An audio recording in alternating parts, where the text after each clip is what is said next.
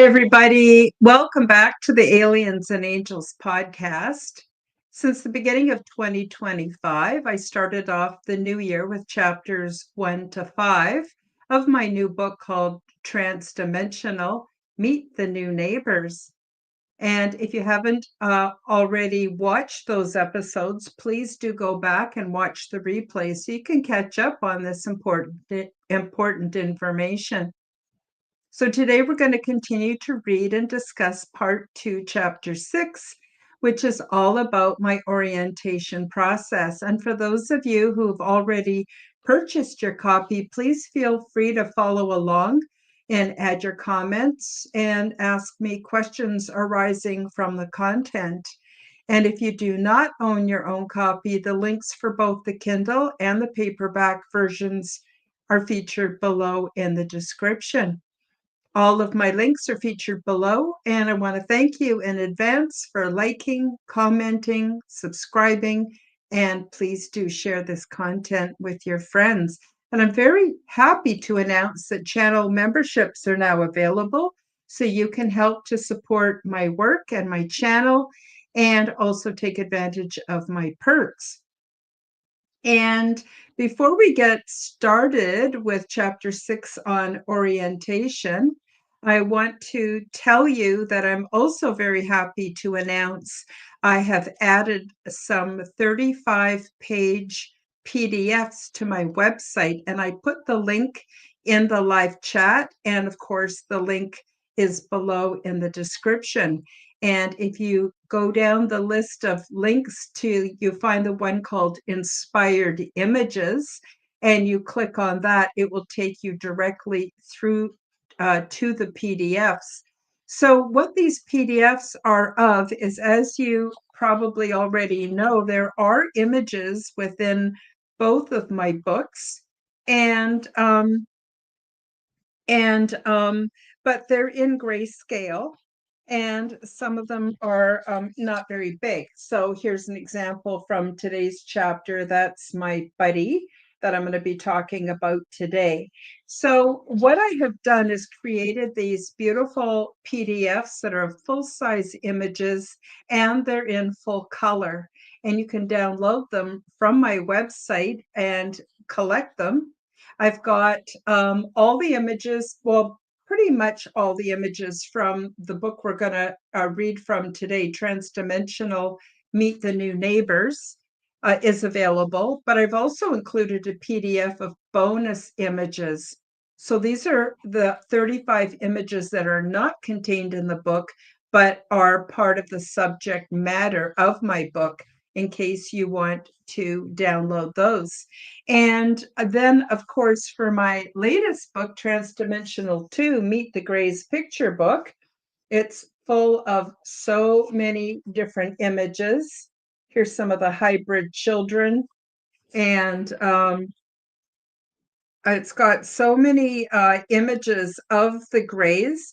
Now, these are not original artwork, and they are also not photographs. They are AI generated. So I worked with AI to create these images. And so there's over 250 pages of full-size images, but again, they're in grayscale.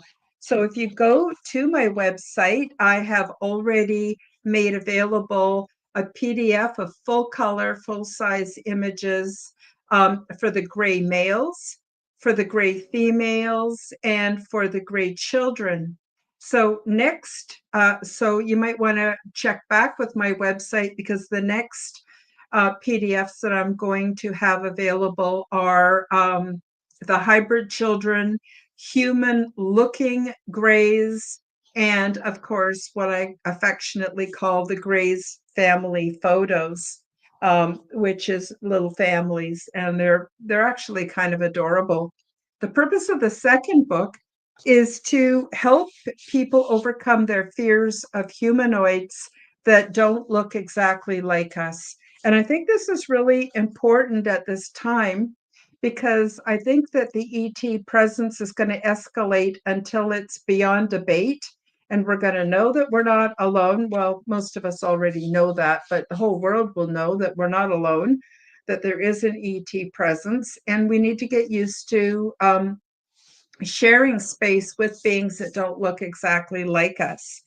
And so that is the second book. But the first book is my actual true story adventures with extraterrestrials that I classify as transdimensional contact.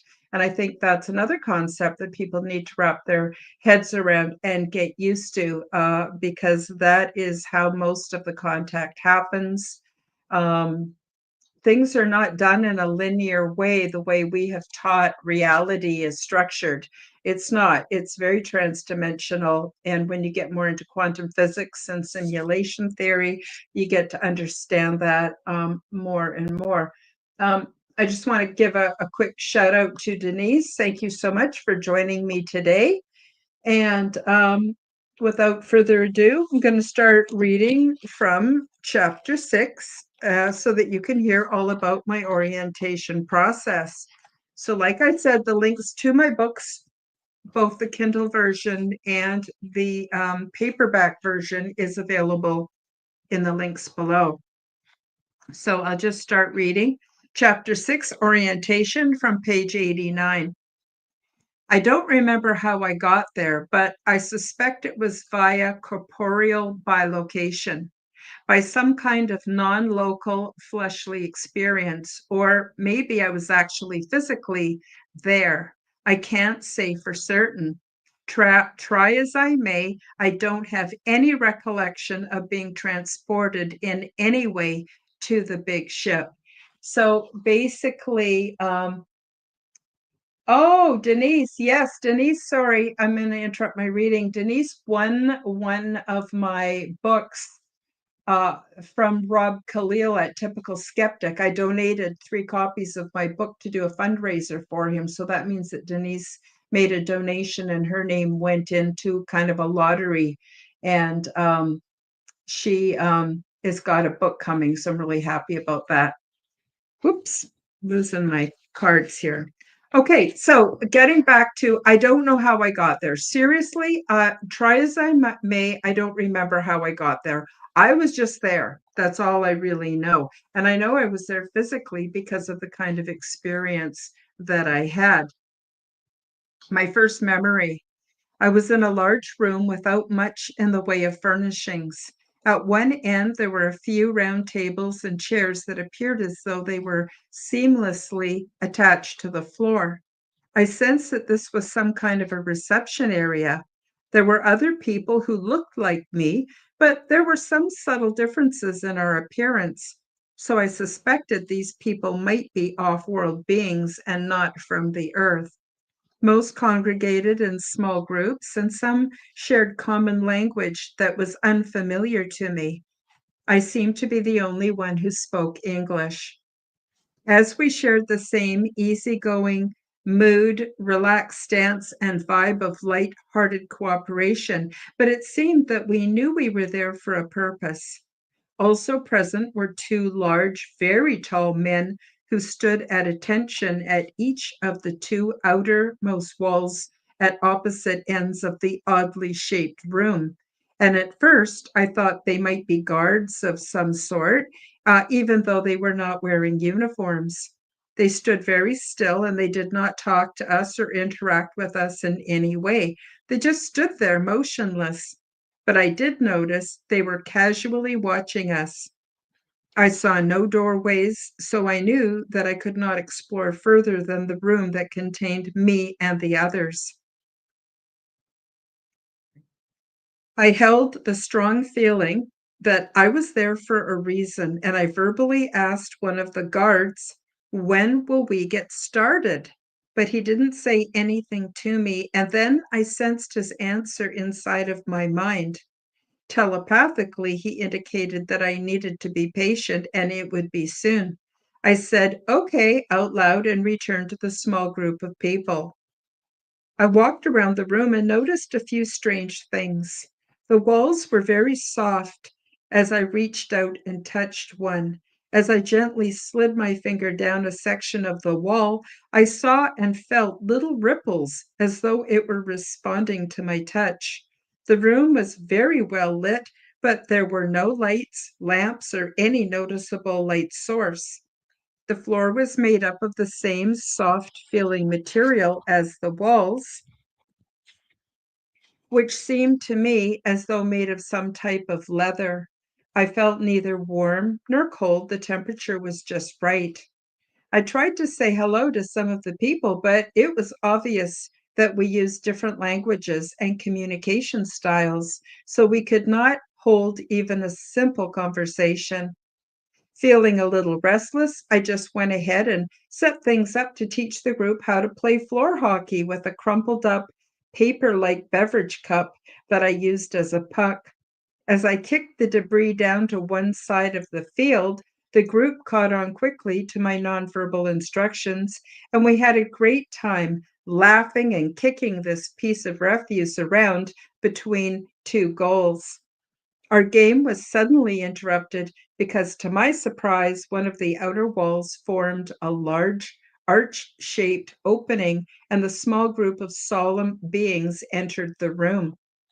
There were no scary-looking beings among them, just humanoids that looked very close to human in appearance. These were and are people.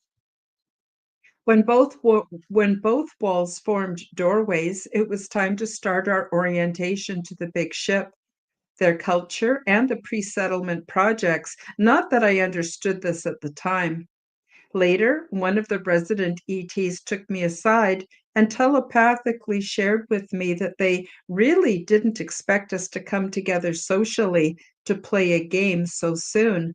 They were surprised by this and told me that they really value my initiative and team building skills. They think highly of this trait, and I felt pleased, but was not surprised that I understood him so easily and effortlessly. So, yeah, that was how I found myself there. I just found myself there and kind of did what I would do in any circumstance like it. It was pretty interesting. The interesting thing too was I didn't feel confused. I didn't feel frightened. Like I knew that I was in some freaky new environment, but I was not afraid, not at all. And neither was anyone else in the room. So we were all very calm and very amicable towards each other. Just want to take a minute to say hi to Tony Ann. Hi, Tony Ann. Nice of you to join us today. So I'm reading from my book, Chapter 6, Orientation, and I'm on page 90. So then I met my buddy. We were obviously there physically, as I could see others and myself as whole beings. I felt like me. And the first thing we did was participate in a walk-through full body scan, a complete image of everything inside of us, including our genetic code, what we look like on the inside and outside, our energetic frequency, our state of health, etc., was thus recorded into their database. This tubular scanner was about 20 feet long and about 8 or 9 feet high.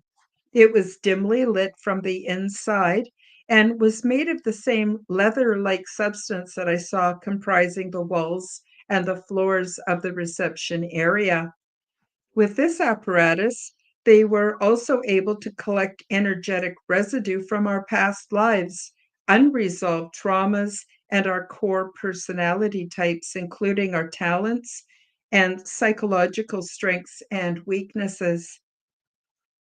The initial full body scan also collected the data needed for successful identical and generic clone implantation later, when we would come aboard etherically or through consciousness transfer and be in need of physicality.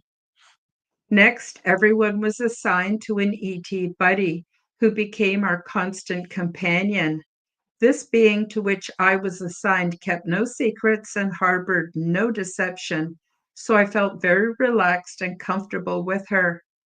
Our buddies are our attendants for as long as we wish and until we adapt and feel completely comfortable in our new environment. They soon become our close friends who we keep even after we no longer need their aid.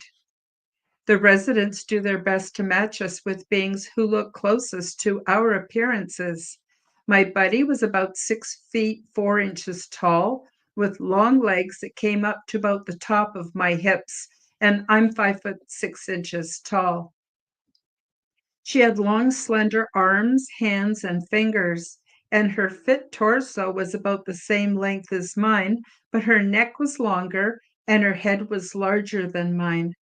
Her skin was very pale with a slight teal tone, and her hair was short, orange in color, and had many short tufts that swirled about her scalp. The effect of her hair reminded me of the fur pattern of an Abyssinian guinea pig. So I don't know if you guys are familiar with an Abyssinian guinea pig. You can look it up online, but they basically have all these little swirls and cowlicks all over their body.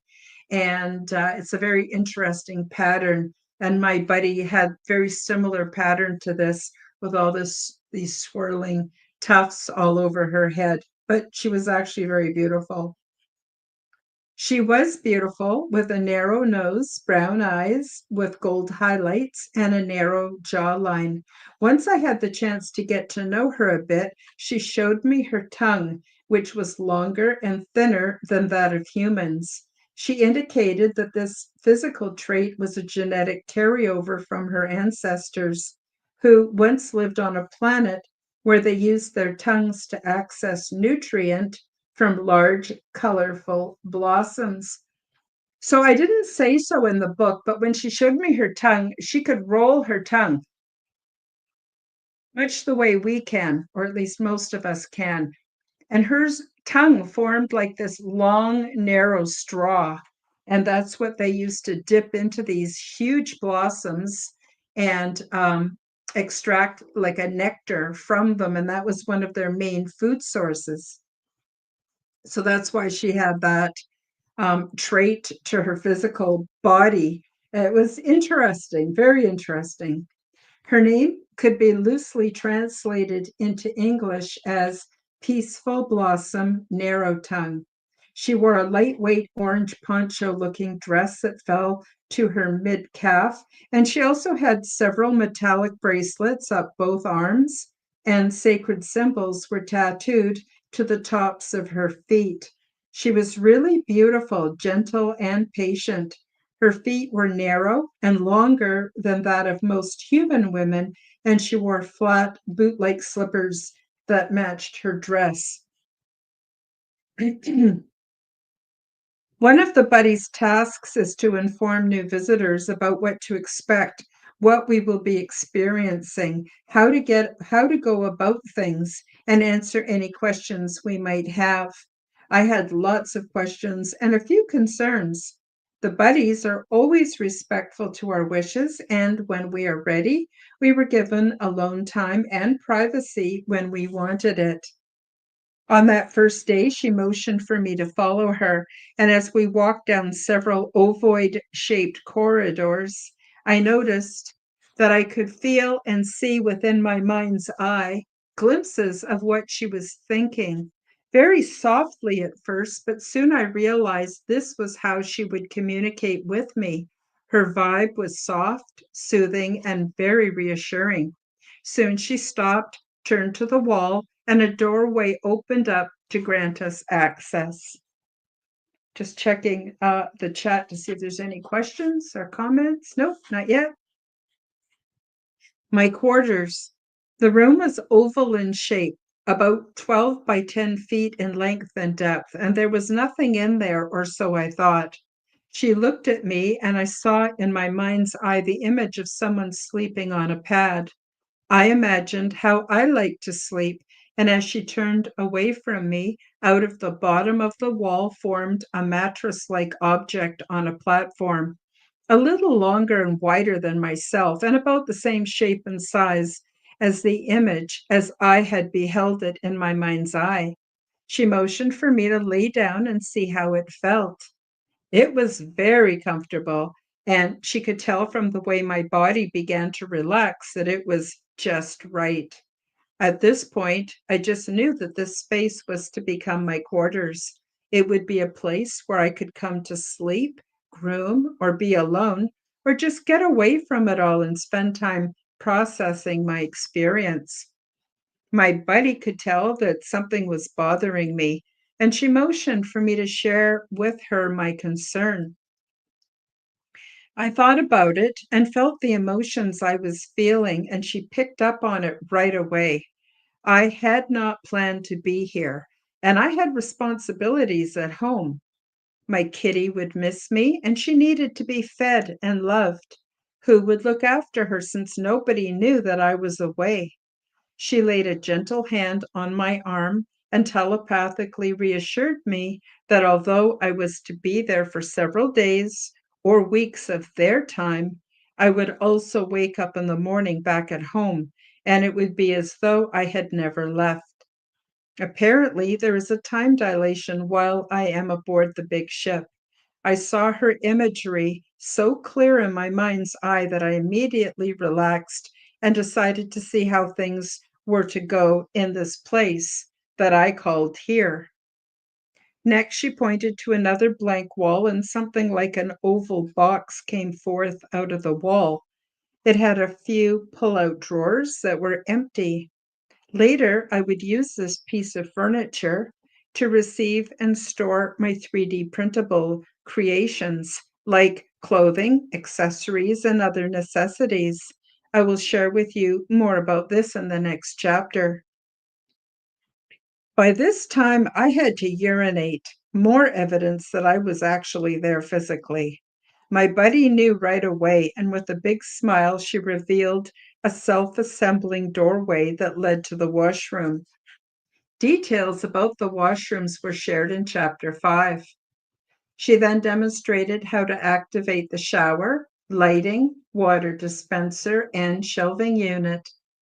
After a while, we left my room, but before going anywhere, she indicated that I should mark the place for my door so that I would remember where it was located on that floor. To locate my room, I would eventually use my tablet to access the floor plan, but I didn't know how to use it at this point. I imagined a bunch of yellow and red roses, and the image appeared out of nothing on my now dematerialized doorway. And this was how I recognized my room when I returned. What happened next? After I met my buddy and established my quarters, we went for a walk to check out the other things that I needed to become familiar with on my level of the big ship. She showed me the public baths, the areas where I would socialize with others, relax, and share in food preparation and consumption. She silently introduced me to some of the other beings who made me feel welcome and valued. Soon I was feeling a bit of information overload, so she took me back to my quarters where we lay together while I napped. She softly stroked my arm, removing all traces of stress and overwhelm, which left me feeling calm and sleepy. After what seemed like a few minutes, but what I'm sure was more like an hour or two, I awoke to find her patiently waiting for me. We got up, stretched, and then proceeded to tour more of my newfound surroundings. Next, she took me on a walk that lasted for several hours. She showed me the docking bays and the vertical lift systems, the horizontal moving pathways, and areas where beings met to hang out, plan activities, and enjoy being together. Everyone was very calm, and the atmosphere was peaceful and slow-paced. I will explain more about our day-to-day routine in Chapter 7. In the coming days, on our daily walks, we pass by many lush plants growing via the hydroponic system, which service the plants that grew along the walls and on the surfaces, which rose from the floor to form ornate growing stations. Along the way, she encouraged me to pick many samples to taste so I could decide which edibles I preferred. Eventually, we returned to the food preparation stations, and she chose one for us with several cheerful beings that I had met earlier. They were busy using various cooking and chilling elements after having chosen a few different containers and utensils, which were produced within the shelf-like cabinet halfway down the food preparation station.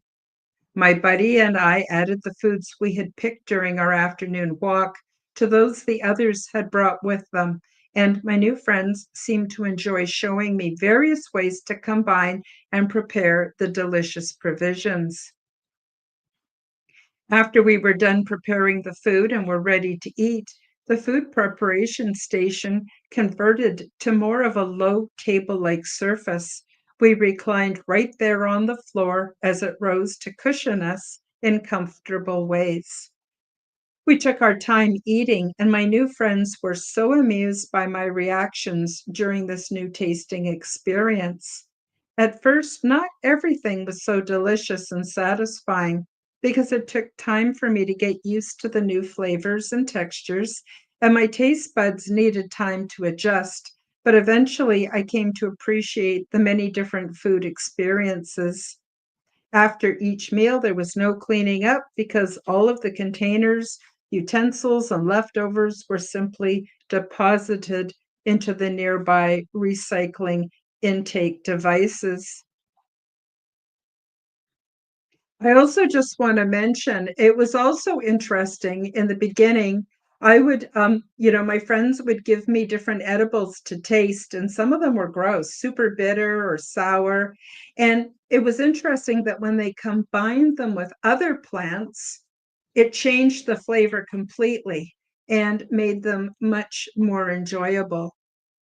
So that was an incredible learning experience, and more about that in chapter 7. Soon after this first meal, my buddy escorted me back to my quarters for some alone time.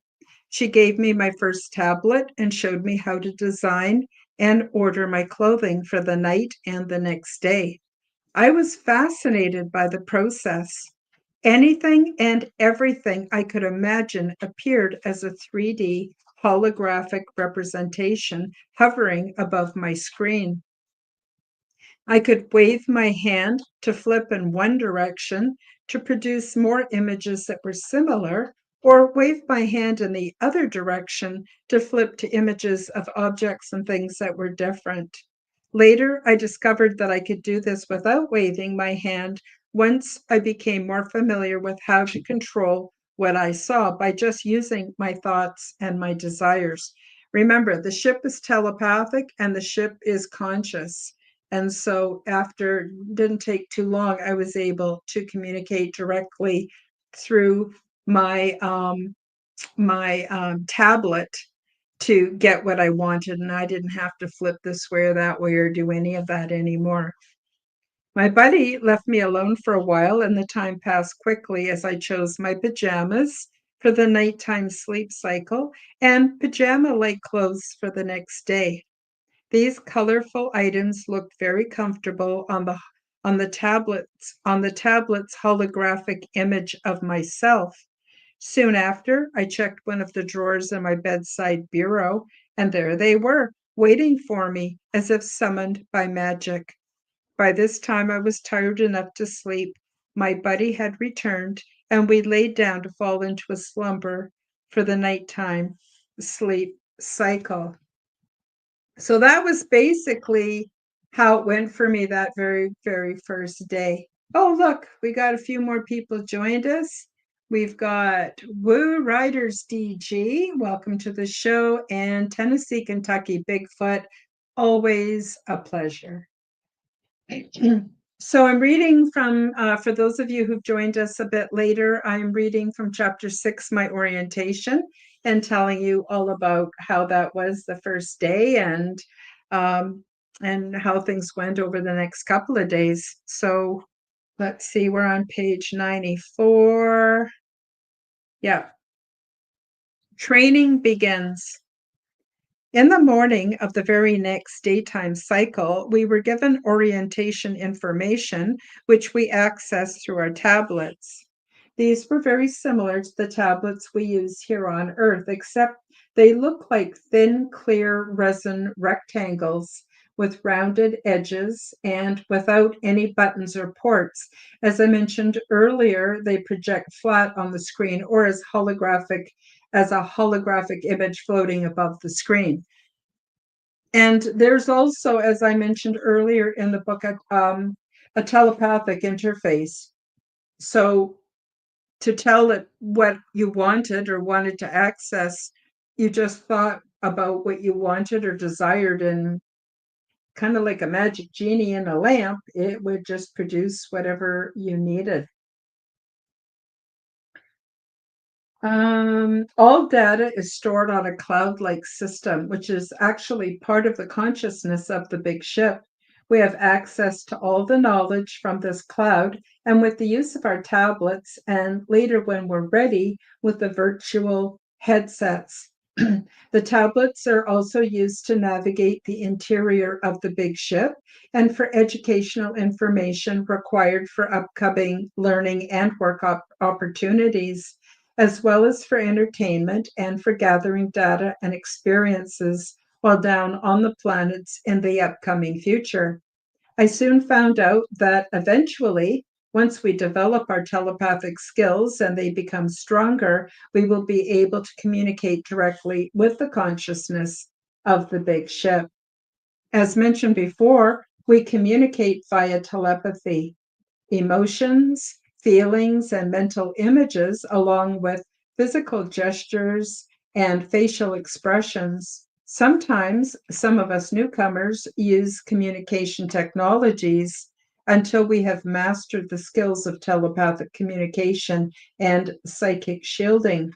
I chose not to use the implant because I wanted to practice my new skill without training wheels. I just call them training wheels.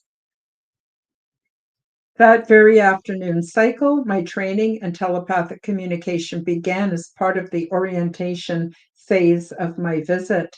After returning to my quarters, my buddy gave me a device that looked like a narrow plastic headband with small flat circular buds that rested on my temples. The band only circled the back and the sides of my head, but terminated at my temples and did not cover my forehead. She showed me how to wear it and motioned for me to get into a comfortable position upon my bed. And then she indicated that I should rest for a moment and then express the intention of learning to communicate telepathically. This was the first time I used the virtual reality headset. So, as I mentioned before, there's no big goggles, nothing covers your eyes. You don't use your eyes. You close your eyes and you go into the portal of your imagination. And the virtual reality headset connects you to the consciousness of the big ship. And you have what feels like a lived actual experience, but it's actually happening within the mind's eye. I followed her instructions as she had indicated and was delighted to see within my mind's eye the images of common objects from my life back on Earth.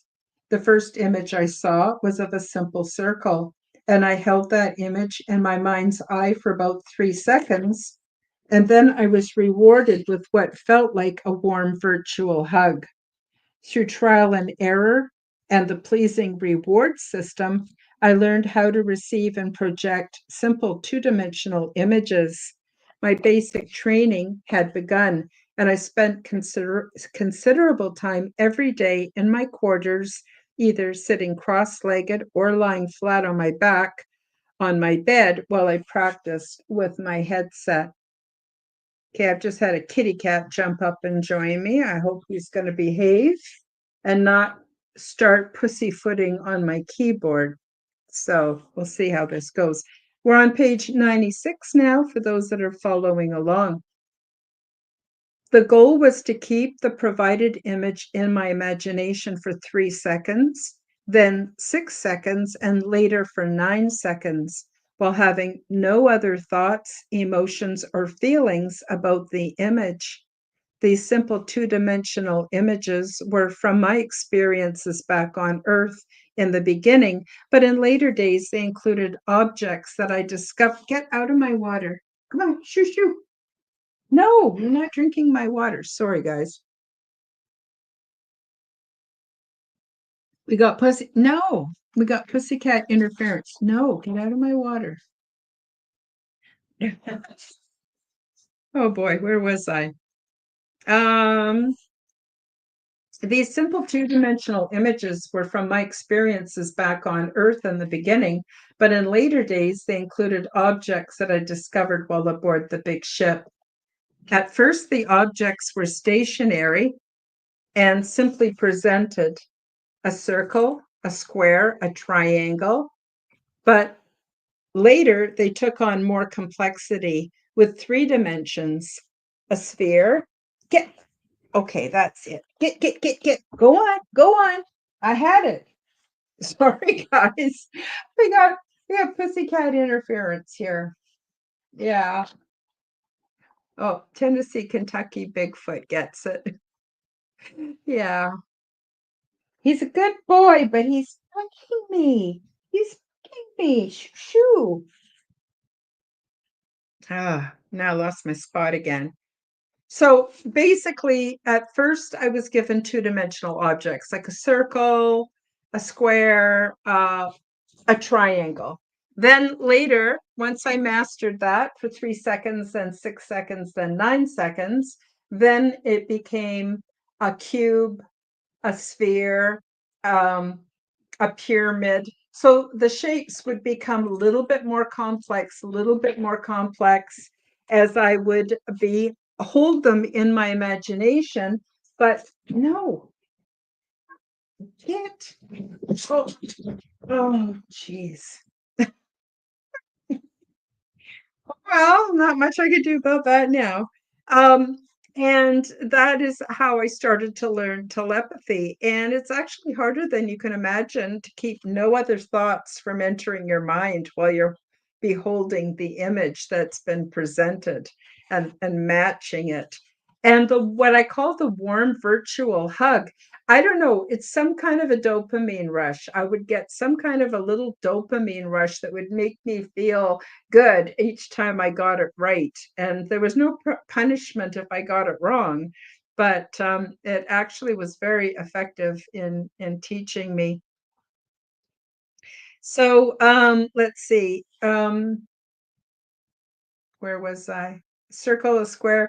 And then they took on more complexity with 3 dimensions, a sphere, a cube, a pyramid, and later were presented as objects from my everyday life, a basketball, a spoon, a house, a flower, my cat, etc.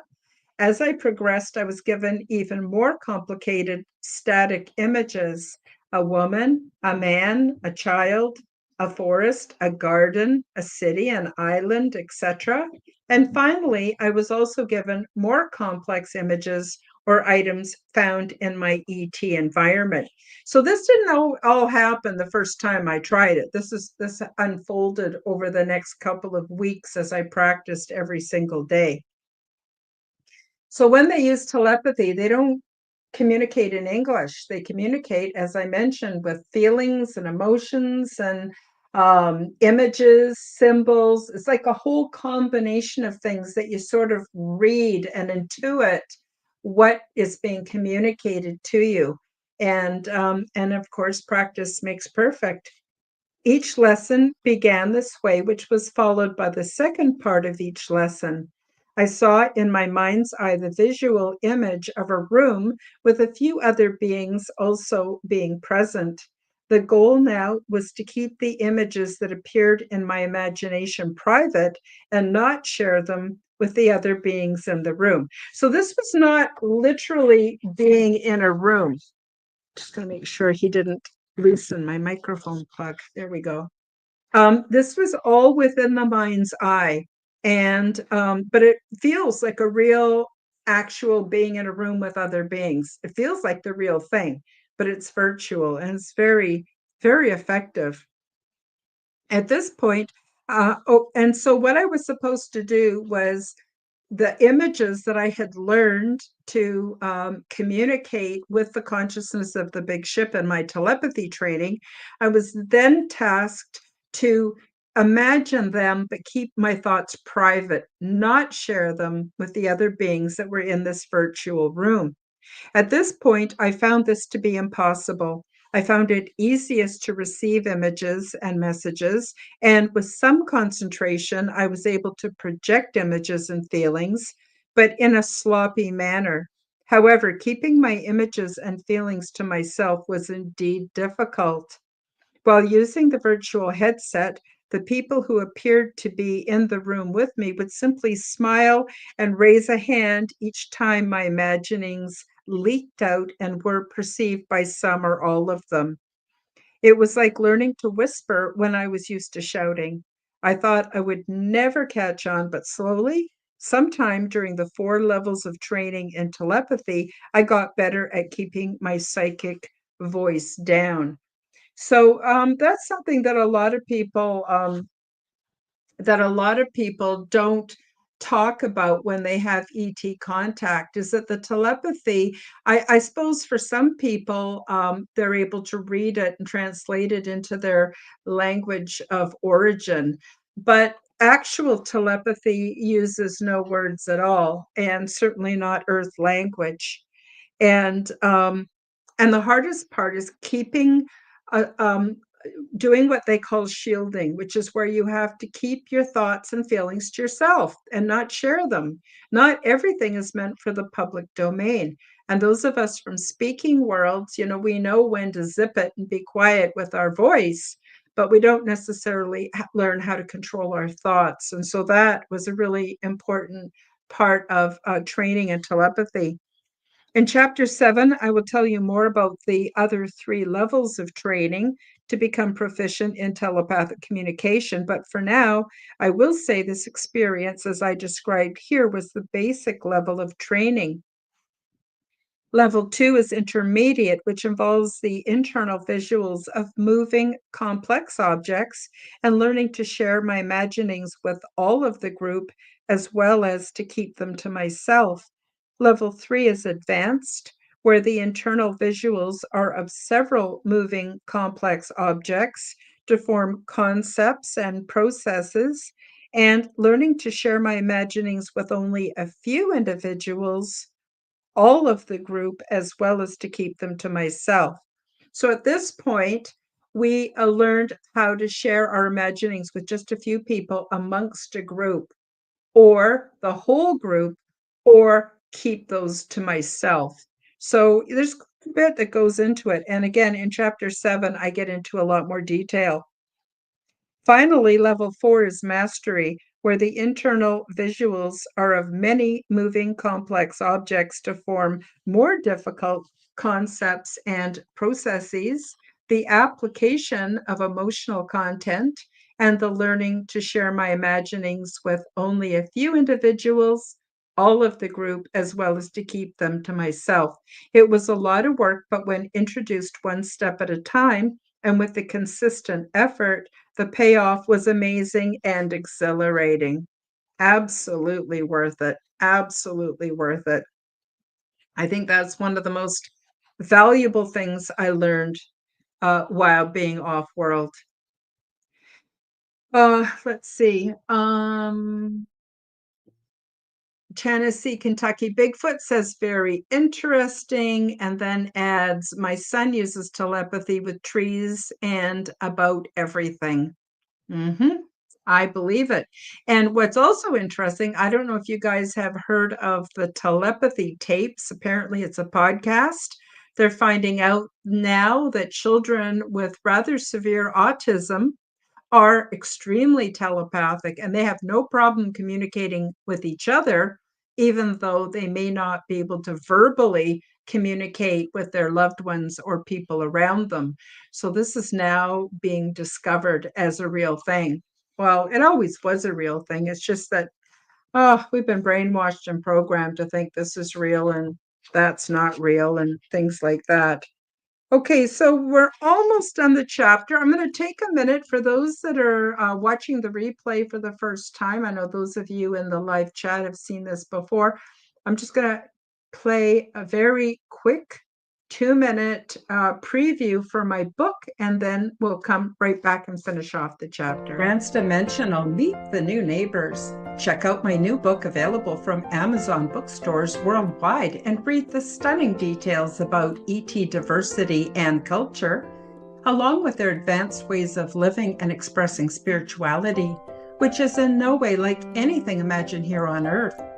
Transdimensional, Meet the New Neighbors introduces you to many different ET beings, the healing pods, the interior of the big ship, my orientation process, cultural events, and off-world mating practices.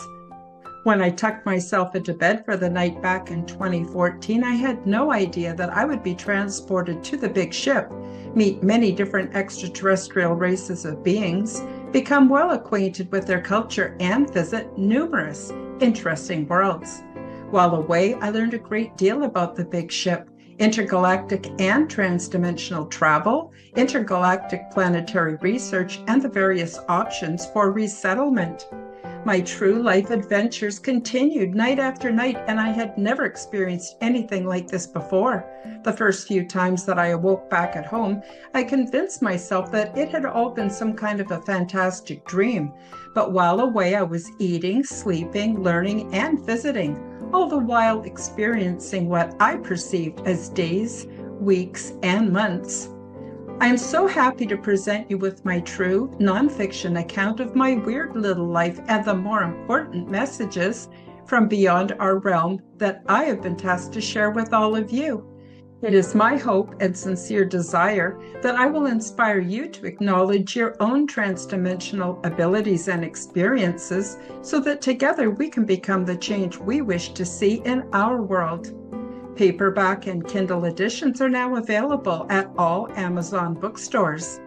Go to the Amazon website, select the bookstore or Kindle store, and enter Transdimensional, Meet the New Neighbors by Karen Holton.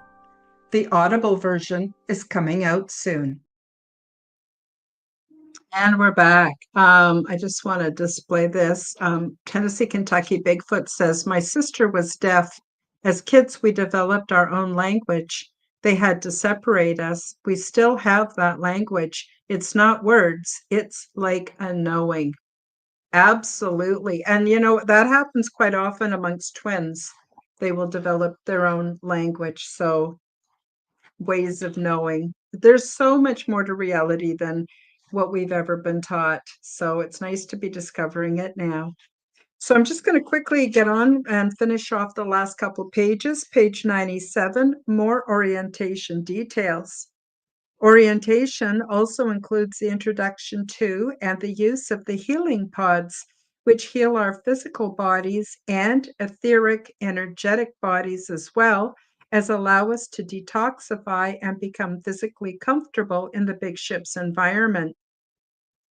Healing pods can also be used to prepare us for the unique qualities needed for the upcoming planet that we may be visiting.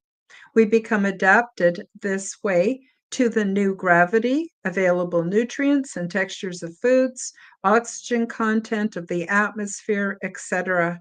As mentioned in Chapter 5, they look like cylindrical tanning beds, but they're bigger, and the process is not invasive, but is very comfortable and pleasurable. The big ship is an orientation ship, which serves just this purpose. It gives us a first contact point, options for training, transport closer to new destinations, access to exopolitical ambassador gatherings, etc. It also provides us with technologies like the virtual headsets and tablets, so we can spend the necessary time exploring virtual learning environments like classrooms. Waking up at home. After what passed like a few weeks on board the big ship, I awoke from my nighttime sleep cycle to find myself once again back on Earth in my own bed. I felt totally disoriented as I greeted my kitty, fumbled for my eyeglasses and got up from my bed. Over and over again, I asked myself, was I dreaming? My time aboard the big ship felt more real to me than my own everyday life. When I realized that I was back at home, I felt a mixture of relief and disappointment. I checked my phone to see the date and found out that it was indeed the very next day. How could this be possible? I remember being told that very first day of my orientation by my buddy that I would wake up at home and it would be the next morning. And I marveled at this memory. I had never experienced anything like this. And as my day progressed, I convinced myself that it had all been some kind of a fantastic dream, and I did not expect to experience this ever again. Yet, as I returned to my bed that night, I felt a ripple of excitement as I pondered that I had somehow slipped into a new form of dream state and wondered what my future night slumber would bring. Later on in my ET adventures, I learned that there are millions of people here on Earth who experience similar contact. I learned about terms like interdimensional and transdimensional, and that my adventures are far from unique.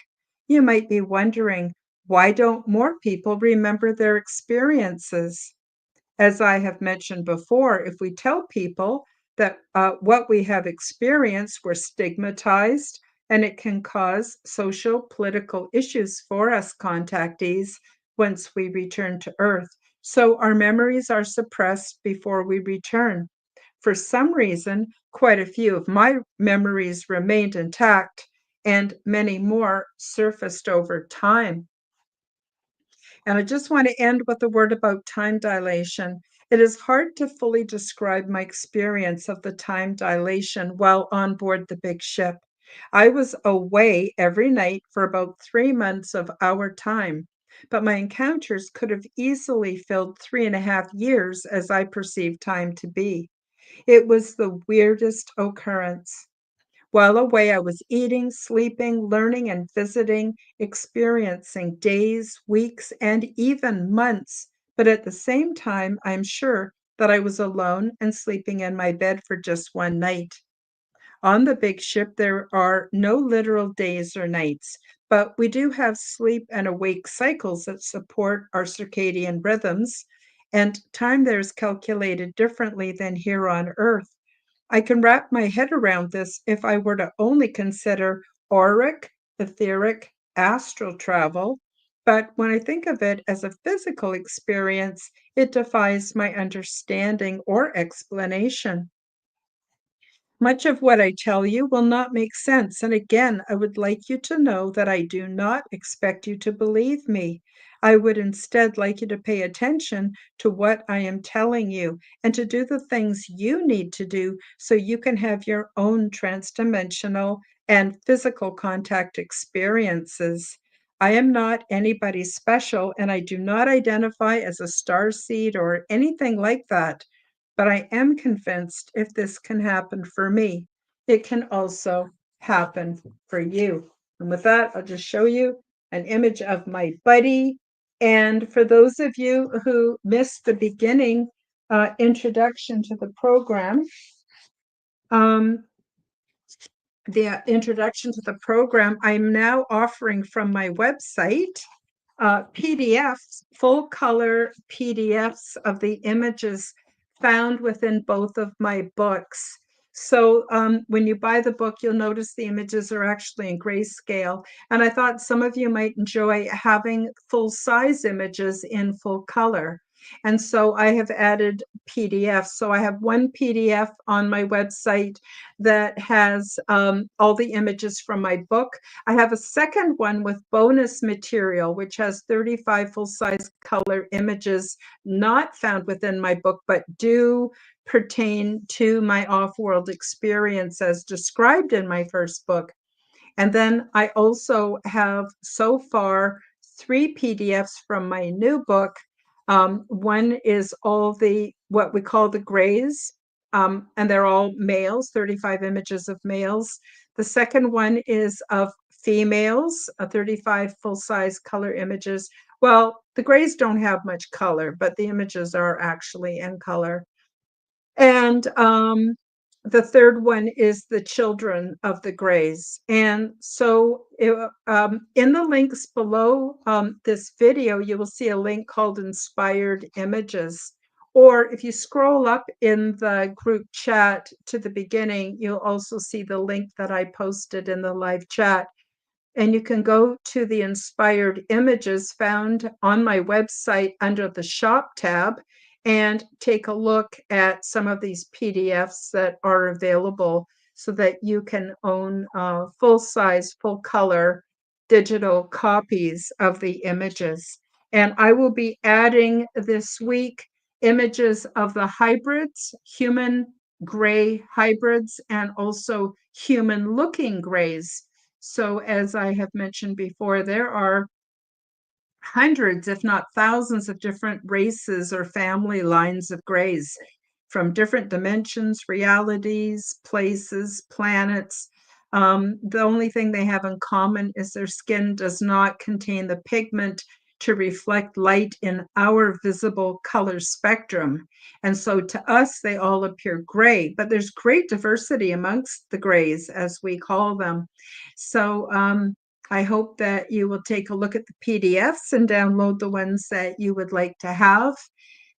And besides that, again, my books are available on Amazon, and you may not be able to find them unless you go into the actual bookstore or Kindle store and then put in the name of the book, and it will pop up and you will see it available, and that's worldwide.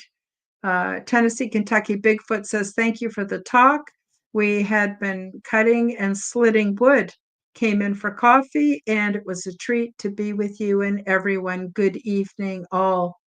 Oh, that's awesome. Actually, quite often that happens when you're taking a break and you come in for coffee, and it happens to be the same time that I'm doing a show and you join us. I really appreciate it. And I have lived, I live in Canada, and I have lived in different communities where we've had wood heat. It's a lot of work to split firewood and have it all ready, but oh my God, there's nothing so comforting as wood heat. It is absolutely very cozy and a really nice contrast to the harsh winters that we have here in Canada right now.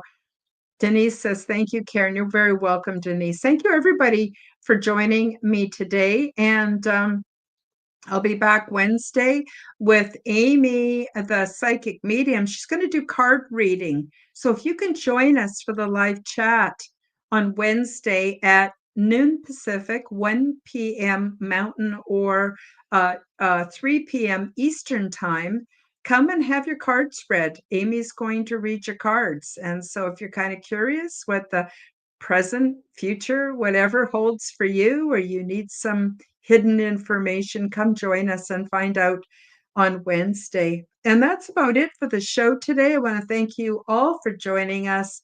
Whether you're watching the replay, listening on audio, or here in the live chat, I appreciate each and every one of you very, very much. I'm sending out much love and light to all of you. And with that, we'll say goodbye, and we'll see you next time on Aliens and Angels. Thank you for joining me for the Aliens and Angels podcast. Read about my true life ET contact in my book called Transdimensional Meet the New Neighbors, which is now available on Amazon worldwide. Subscribe to my YouTube, Rumble, and X channels at Karen Holton TV. The like button and leave me a comment. And please do share this podcast with your friends. Check out my website at www.KarenHoltonHealthCoach.com to see my free resources and amazing products and services. All of the links will be in the description below. As part of the Forbidden Knowledge Network, you'll also find the Quantum Guide Show with Karen Holton on all audio platforms. Until next time, keep up the good work.